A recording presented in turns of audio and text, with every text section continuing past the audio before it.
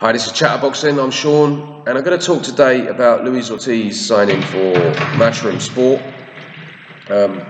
First of all, I didn't see that one coming at all. Don't think many other people did either, to be honest. I actually did make a video about Luis Ortiz when he left Golden Boy, and my prediction was that he would sign for Al Heyman. I thought that would be the obvious choice for him. I assumed he would stay in America. A couple of people did mention signing with Eddie Hearn, but I didn't think that he would come to the UK. I certainly didn't think it was an obvious choice for him. Partly for linguistic reasons. I mean, he doesn't speak English, so he's going to be difficult for people to really relate to him, difficult to market him. Also, like the way the kind of boxing culture in the UK and in America is very different. In the UK, it's quite kind of territorial. You know, you've got people, whether you've got like Anthony Crolla, he'll fight in Manchester, and he's got like the big, like, you know, Manchester crowd, and they'll really get behind him. They're proud of him kind of representing like the city. Same with like Ricky Hatton, Tony Bellew there in Liverpool, Anthony Joshua in London, Carl Froch in Nottingham, Kell Brooks, Sheffield, etc., etc. You've got people are very proud of where they're from, so they really get behind the boxer, like the hometown fighter, and that is, for me, like the kind of style. Whereas in America, it's more international. You've got a big tradition of people, you know, foreign fighters, some of the best fighters in the world, whether it be like Roberto Duran, Manny Pacquiao, Lennox Lewis, now you've got Kovalev, etc., etc. All these people go to America traditionally and make their name over there. So they've got more of that kind of style. So I thought that that would be more of an obvious place for Luis Ortiz to be, especially being Cuban. You have not just a lot of Cubans, but even like other kind of Caribbean islands, lots of Puerto Ricans, Dominicans, people like that potentially get behind him as well. I would have thought that he would have a more obvious kind of fan base. But I don't know. I don't know why he hasn't signed with Al Heyman. He's decided to go with Eddie. Maybe it's financial. Maybe at this moment in time, Al Heyman isn't investing as much as he was. I don't know. Eddie Hearn's just like making big moves. He's just very ambitious. Maybe he just kind of saw this as a big coup. Yeah, I'm very excited about it. I'm very happy about it. To me, it kind of potentially represents not just this independently, but with other things, a kind of possible changing of the culture slightly, where you have more international fighters basing themselves in the UK.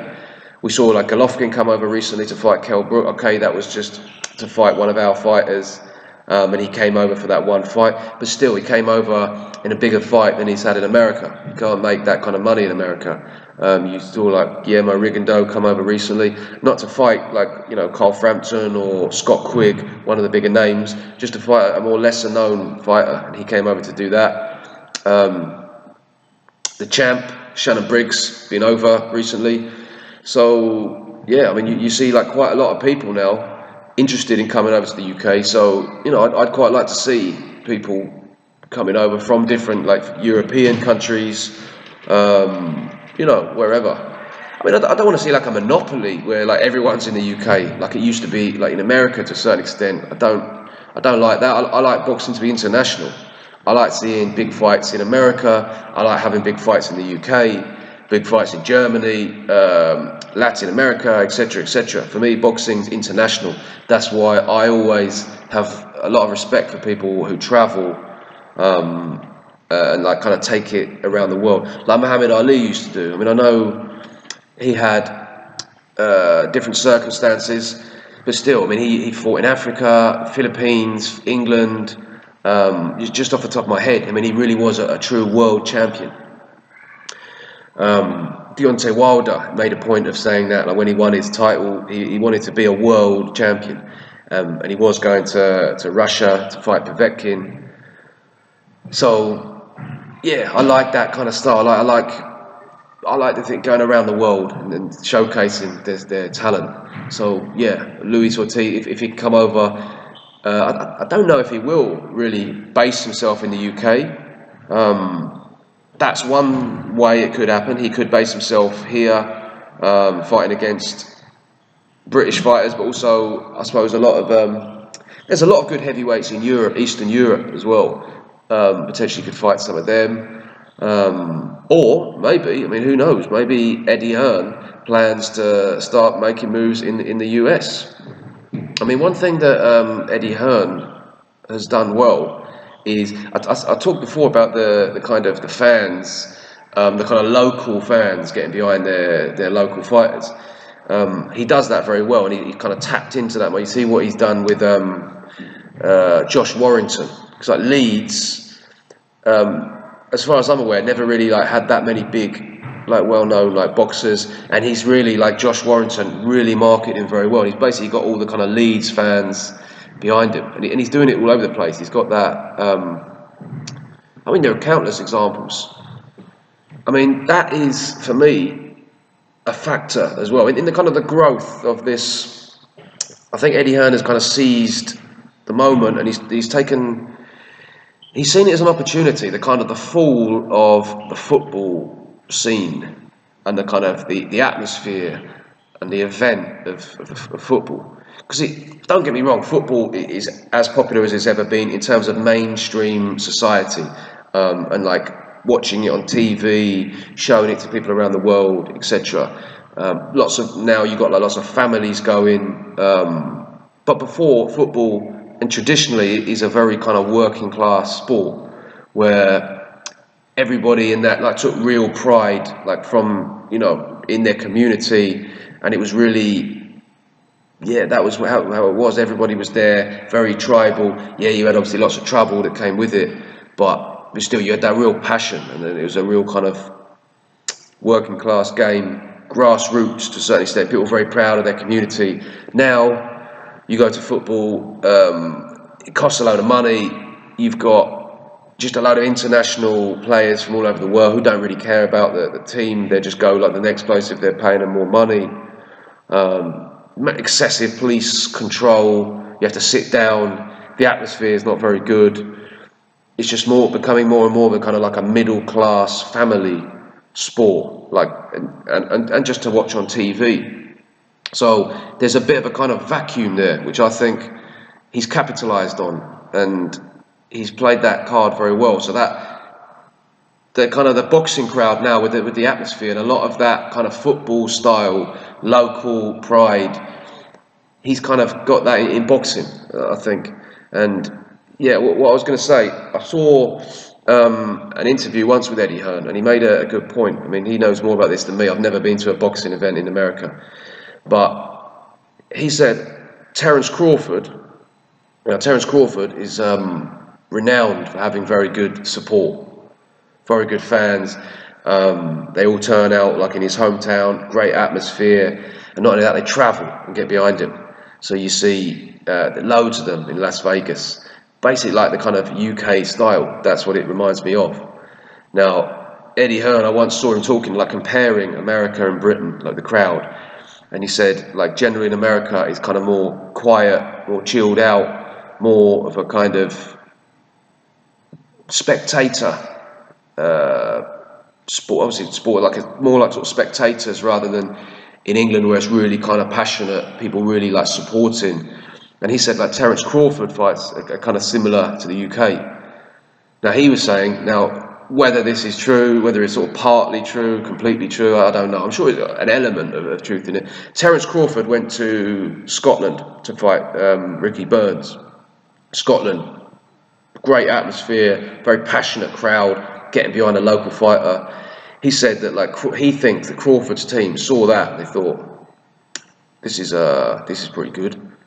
And they kind of follow the same model in the hometown and really like made an effort to kind of market Terence Crawford as a local lad, get behind him, and they took to it. And you see like now like what happens with Terence Crawford, like when he fought Postol, like loads of people at the weigh-in. When he fought the other bloke as well, I can't remember the one I saw before that. I don't remember. Bloke from Philadelphia, but again, great turnout, Crawford fans. maybe Eddie Hearn is thinking that he can do something like that with Luis Ortiz in America.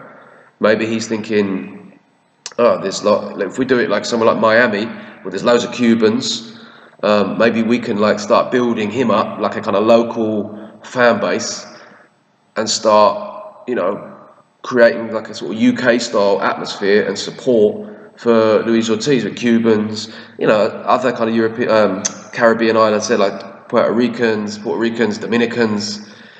Maybe that's what he's trying to do. I don't know. I think probably more likely that he's going to have him fighting in the UK. But to be honest, as I say, because it was so unexpected, it's difficult to really predict what he's going to do. I mean, I doubt he's going to put him in there with Anthony Joshua like straight away. That would be a very, very dangerous fight. Anthony Joshua is, he is the cash cow of British boxing. He's making serious money. Most popular fighter in the UK at the moment. So I know they're talking about fighting Vladimir Klitschko, but obviously again massive risk, but at the same time it's a huge reward. Someone like Luis Ortiz, who's as good as he is, but he's not really that well known. I would be very, very surprised if that was to be the case. At least now, if he builds him up in the UK, has a few fights, and then absolutely. But Luis Ortiz. I said it in the other video. I can't see Tyson Fury, Deontay Wilder, Anthony Joshua, any of them giving him a voluntary shot. I think he's too dangerous, and he doesn't bring enough to the table. I think to get a shot at the title, he's going to need to be mandatory. So, but with Eddie Hearn behind him, he's going to have now a lot more exposure. He's going to have a lot of money behind him, and he's going to be fighting on, in front of big crowds. So personally, I'm very excited about it. I'm a massive fan of Luis Ortiz. I think he's very, very good. I think he's definitely one of the best heavyweights. Really excited to see what's going to happen with him. So let me know if anyone Americans watching this, particularly people in Florida, if you have any kind of insight into whether that would work with Luis Ortiz, whether they could kind of market him there with a local fan base. Because they haven't, as far as I'm aware, I haven't seen that with Erislandy Lara or Guillermo Rigondeaux. But Luis Ortiz is much more exciting than them, much more marketable, in my opinion. He's a heavyweight. He's got a very exciting style, and he's really is, to me, has the potential to be a real fan favourite if he's like really exposed to a lot of people. So let me know that. And anyone else, if you what you think he's going to do in the UK. Where could you see him fighting with Dylan White possibly? He's a kind of second tier, isn't he? David Haye. David Haye would be a great fight. I don't know. That's all I've got to say about this. So let me know what you think about it. Thanks very much for watching.